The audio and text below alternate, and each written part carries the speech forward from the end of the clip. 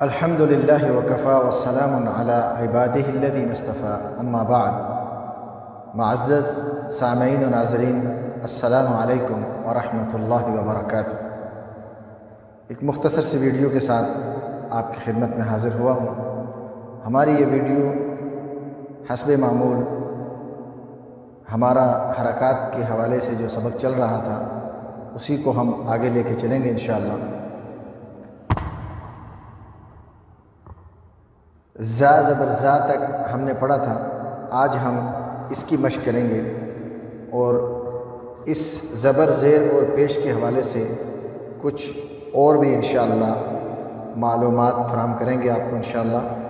فی الحال ہم اس کی مشق کریں گے۔ بسم اللہ الرحمن الرحیم۔ سین زبر سا، سین زیر سی، سین پیش سو، سا سی سو۔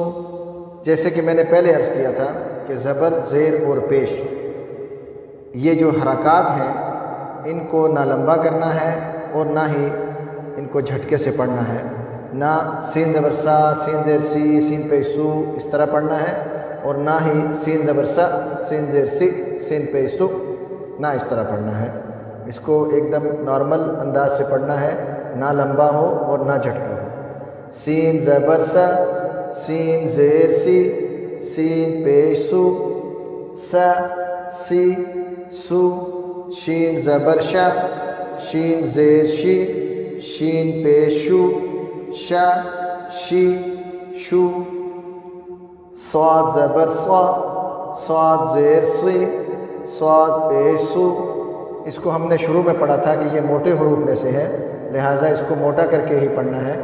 سو، سوی، سو یہ بھی موٹے حروف میں سے ہے۔ ضاد زبر ضا، ضاد زیر زی، ضاد پیش زو، ضا زی زو۔ سین زبر سا، سین زیر سی، سین پیش سو، سا سی سو۔ صاد زبر صا، صاد زیر سوی، صاد پیش سو، صا سوی سو۔ جیسے ہم نے پہلی تختی کے اندر سین اور صاد کی آواز میں فرق کیا تھا، اب جب ہم حرکات کے ساتھ پڑھیں گے تو بھی جب سین زبر کیا بنے گا؟ سا، اور صاد زبر کیا بنے گا؟ صا، سا صا، ان دونوں کی آواز میں فرق ہونا چاہیے۔ اسی طرح سین زیر سی، سین زیر سی، صاد زیر سوی، صاد زیر سوی۔ سین پیش سو، سین پیش سو، صاد پیش سو، سو یہ موٹا ہونا چاہیے اور یہ پتلا۔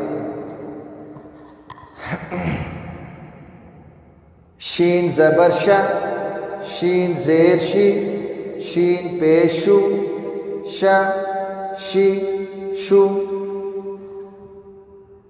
ضاد زبر ضا، ضاد زیر زی، ضاد پیش زو، ضا زی زو۔ سین زبر سا، صاد زبر صا، سین زیر سی، صاد زیر سوی، سین پیش سو، صاد پیش سو۔ شین زبر شا، شین زیر شی، شین پیش شو، شا شی شو۔ ضاد زبر ضا، ضاد زیر زی، ضاد پیش زو، ضا زی زو۔ اب ہم اس کو پڑھتے ہوئے نہ لمبا کریں گے نہ جھٹکا دیں گے۔ سوال یہ ہے کہ قرآن مجید کے اندر الحمدللہ رب العالمین سے لے کے والناس تک، الحمدللہ رب العالمین سے لے کے والناس تک جہاں پر بھی آپ کو یہ حرکات میں سے زبر نظر آئے گی، آپ ایک فارمولہ یاد رکھ لیں۔ بہت سارے قواعد ہیں، بہت ساری تفصیل ہے، ان ساری چیزوں کے نچوڑ کو اگر آپ یاد کر لیں، ایک مخصوص عمل، ایک مخصوص قانون آپ یاد کر لیں، تو کیا ہوگا کہ پورے قرآن مجید کے اندر جہاں پر بھی یہ زبر آئے گی آپ کو معلوم ہو جائے گا کہ اس کو میں نے لمبا کرنا ہے یا نہیں کرنا ہے۔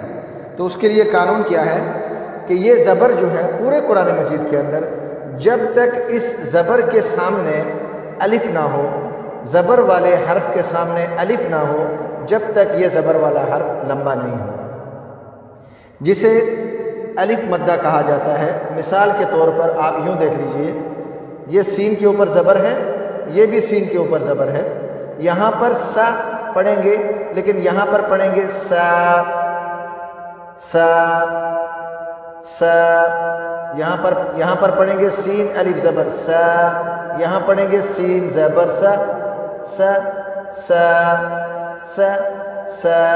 یہ فرق ہے۔ یہ فرق کیسے پیدا ہوا کہ زبر کے بعد الف آیا ہے۔ اب آپ اس کو الف سے پہلے زبر کہیں یا زبر کے بعد الف کہیں، بات ایک ہی ہے۔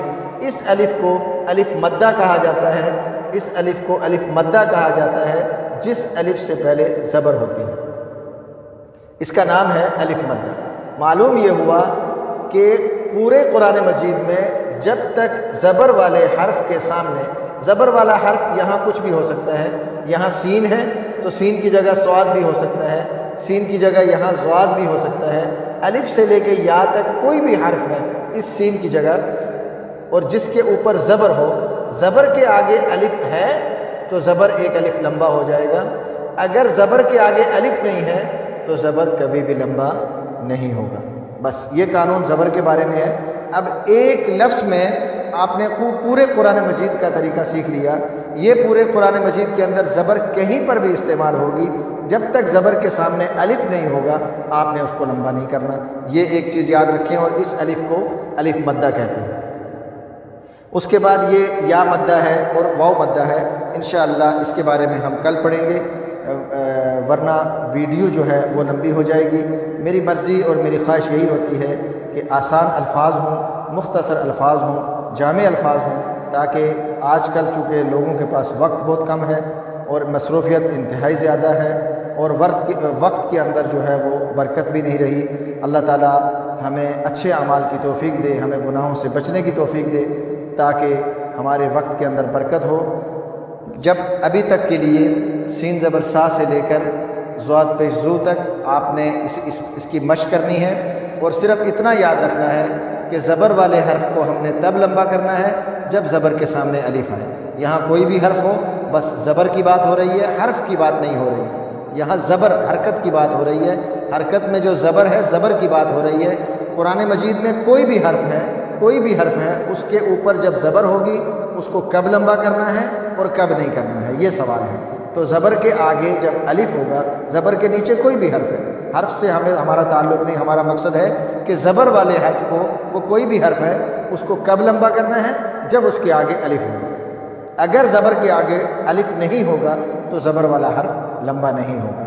تو اس کی مثال یہ سین الف زبر سا ہے، اور یہ یاد رکھیے گا کہ اسے الف مدہ کہا جاتا ہے، اسے الف مدہ کہا جاتا ہے، اور اسے جو ہے ایک الف کے برابر لمبا کر کے پڑھا جاتا ہے۔